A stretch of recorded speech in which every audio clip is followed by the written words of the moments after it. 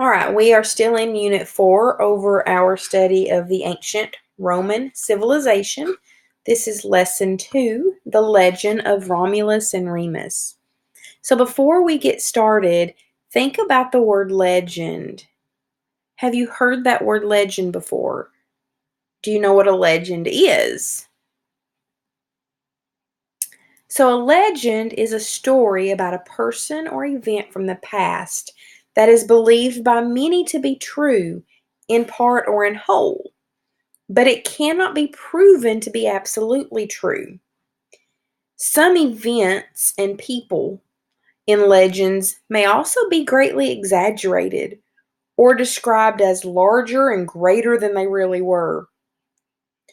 Um, a lot of times, legends are stories that have been passed down orally, by word of mouth, or in writing, and sometimes offer an explanation to how something came to be.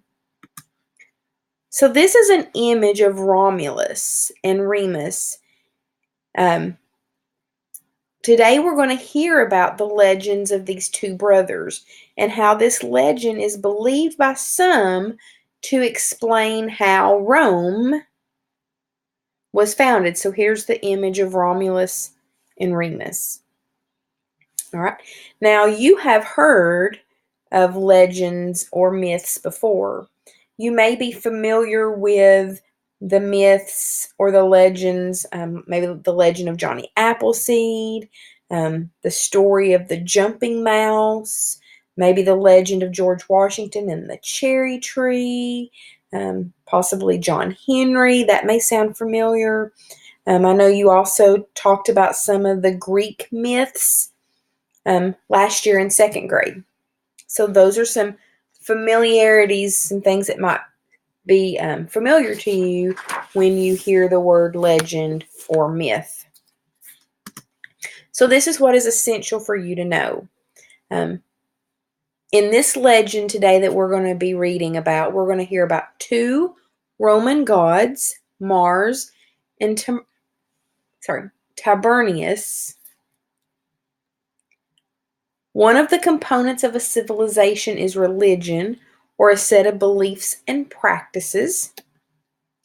The ancient Greeks and Romans had beliefs in very similar gods and goddesses. You will learn in more detail about Roman and Greek gods and goddesses in this read aloud. Today you're going to be hearing about a very important river in Italy called the Tiber River, and learn how this river was so important to the founding of Rome. Our purpose for listening. We're going to listen carefully to understand why the legend of Romulus and Remus is so important to the founding of Rome, and to hear more about the gods Mars and Tiberius. Early on a chilly spring morning, a man picked his way through the tall grass along the bank of the river Tiber. In his arms he carried a large basket, in which two infant brothers were bundled up in blankets. From the basket, the two infants could see the blue sky dotted with puffy clouds. They could hear the birds singing from perches in trees, and they could hear the rushing river Tiber, which at the time was full to its brim with melted snow of the northern mountains. The twins were too young to understand that the man carrying them was a servant of their wicked uncle, King Romulus. Out of jealousy, or perhaps out of fear that one day the handsome twins would become too powerful and try to take his crown, the king had set his servants to kill the baby boys. But the servant was a good man. He had a wife and two children of his own. With one look into the boys' eyes, the servant knew that he could never bring himself to kill them. The servant sat there in the grass on the river bank all morning, thinking about what he should do, and knowing that the king would kill him if ever he discovered that he had failed to do what the king had asked of him. Suddenly, above the sound of the rushing river, The servant heard a number of men on horses nearby. Peering through the weeds, he saw some of the king's soldiers. Perhaps they were just out on a routine patrol, or perhaps the king had sent them to make sure the dark deed had been done. Either way, the soldiers would think it strange to find a man there with two babies in a basket, so the servant wasn't going to take any chances.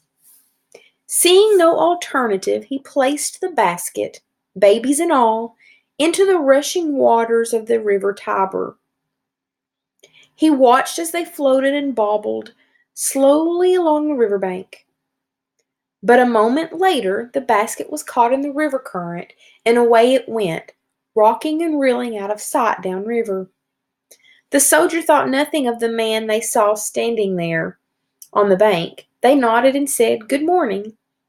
The servant waved back and acted as though he was just undressing to take a morning bath. Little did they know his heart raced because he defied the king's orders. But he had also saved two young lives, and for that he felt happy. The twins remained calm and rather content as they floated downriver. Water splashed on them, soaked them, but thankfully the basket did not sink. Eventually the basket wound its way into some tall, strong reeds, and there it sat. Some say it was the river god Tibernus, who must have protected and saved them, cradling their basket boat in his watery hands and gently guiding them to shore, where they fell asleep in the shade. So if you look, this is the Roman god Tibernus. It so happened that a mama wolf was having a drink of water there at the river. She saw the basket and its precious cargo, and the wolf had a tender heart and took pity on them.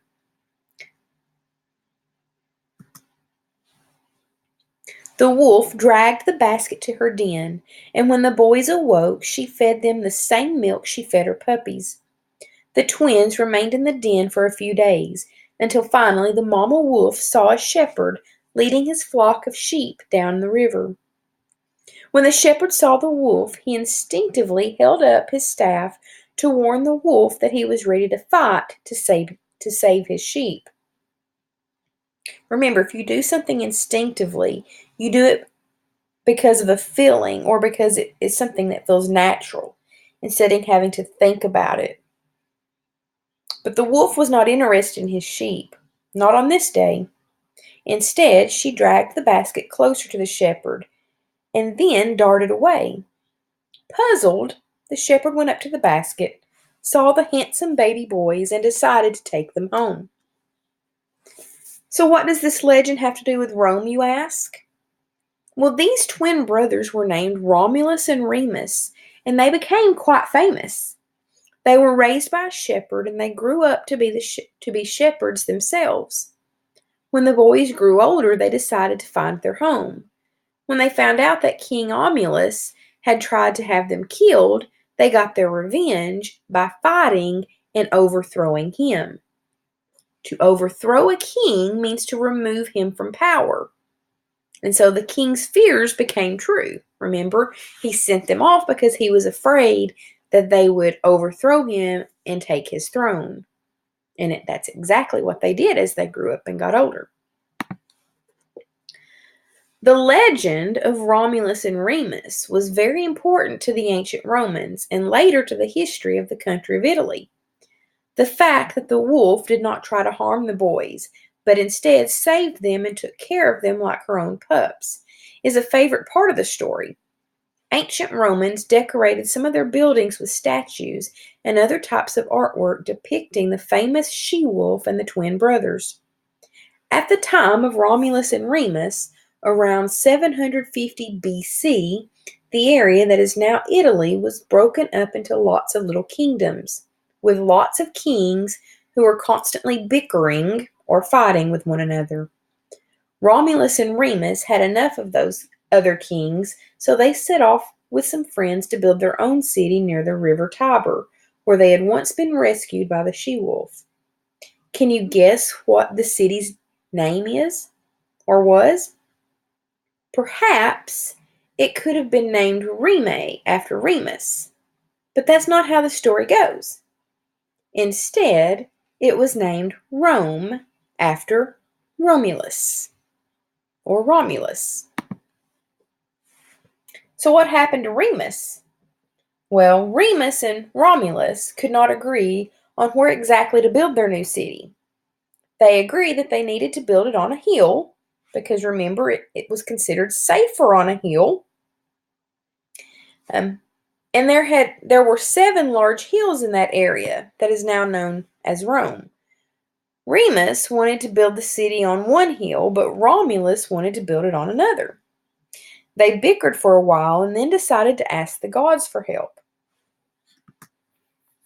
So if I look here at where Rome was, you can see all these little hills. You can see all the different hills.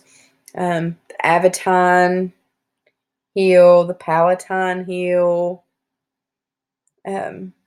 Romulus chose Palatine Hill. There. Each brother went to his preferred hilltop and waited for a sign from the gods. Late in the afternoon, Remus finally got his sign. 6 big vultures flew in a circle above his head. Surely, thought Remus, the gods have sent these birds as a sign that we should build our city here. A few minutes later, Romulus saw not 6, but 12 vultures flying overhead as he waited on his chosen hilltop. Unfortunately, this in no way settled the argument. Remus believed the gods had chosen his hill because they had sent the birds to him first. But Romulus had seen more birds and therefore believed the signs were in his favor. Remember, Romulus chose Palatine. So that's where Rome ended up being built.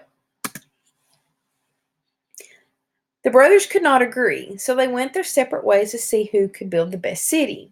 A few weeks later, Remus came to visit his brother. Romulus had been working hard all day and night with his friends to build a city into a strong fortress with tall walls. However, it takes a long time to build strong walls. Remus laughed as he stepped easily over the wall Romulus had started to build. Well, it seems I found a way into your grand city after all. That wasn't so difficult, Remus jeered, kicking a stone off the wall. This made Romulus very angry, and they started to fight. Forgetting they were brothers in those moments, they fought with all their might. And after some time, Remus fell to the ground and died. When Romulus realized what he had done, he cried because he didn't intend to kill his brother. This is the legend of how the great city of Rome was founded. This legend, as sad as it may seem, is what many ancient Roman children have been told as they were being tucked into bed at night. And this legend is still being told in its various forms. The story's end had an important message for the Roman people. Romans will protect their beloved city of Rome. For protection, the Romans surrounded themselves with strong walls, not just in Rome, but everywhere they settled. This picture was taken in present-day England, hundreds of miles away from the city of Rome. Here you can see the ruins of Hadrian's Wall. See the ruins? That is a large wall built by the Romans to guard against invaders from the north. Romulus's beloved city would become the capital of a very powerful empire. You will hear much more about this memorable city and empire over the next few days. So our word is defied. So say that. Defied. Defied. Defied.